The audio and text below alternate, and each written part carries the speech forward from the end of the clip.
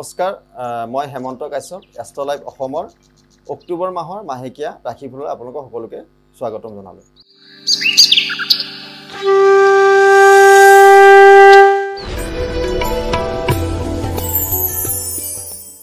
এই মাহৰ মেঘ ৰাশিৰ জাতক জাতিকাসকলৰ ফলদান হ'ব। সৎ বন্ধুৰ সংগ লাভ হ'ব, অৰ্থ সম্পদ লাভ আছে।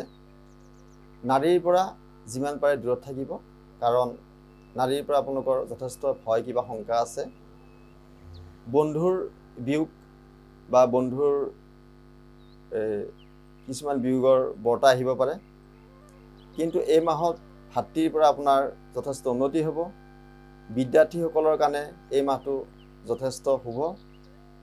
দাঁতৰ পীড়া হ'ব পাৰে বা দন্ত ৰোগ হ'ব পাৰে, অৰ্থ ক্ষতি হ'ব পাৰে, মিছা অপবাদ আহিব পাৰে, বন্ধুৰ সাহায্য লাভ হ'ব পাৰে, চাকৰিত শুভাশুভ যোগ কিছুমান আহিব পাৰে, নতুন কৰ্মৰ সুযোগ আহিব পাৰে, শুভ সংবাদ আহিব পাৰে।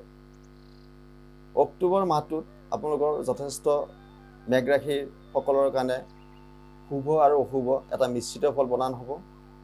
যদি এই মাহত আপোনালোকৰ কিছুমান অশুভ ফল প্ৰদান হয়, তেতিয়াহ'লে আপোনালোকে দুৰ্গাৰ নৱমী যিহেতু বিহিত পূজা থাকিব, দুৰ্গা পূজা আপোনালোকে কৰিব বা নৱৰাত্ৰি পূজা কৰিব। তেনে কৰিলে আপোনালোকৰ অশুভ দুখসমূহ খণ্ডন হ'ব।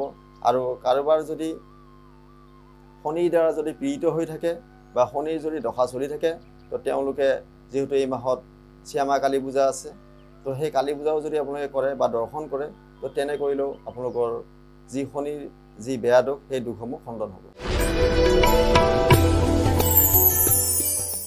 এই আছিল মাহটোৰ ৰাশিফল। এষ্ট্ৰ লাইভ অসমৰ পৰা মই হেমন্ত কাশ্যপে বিদায় মাগিছোঁ। আপোনালোকৰ দিনবোৰ শুভ হওক। ধন্যবাদ।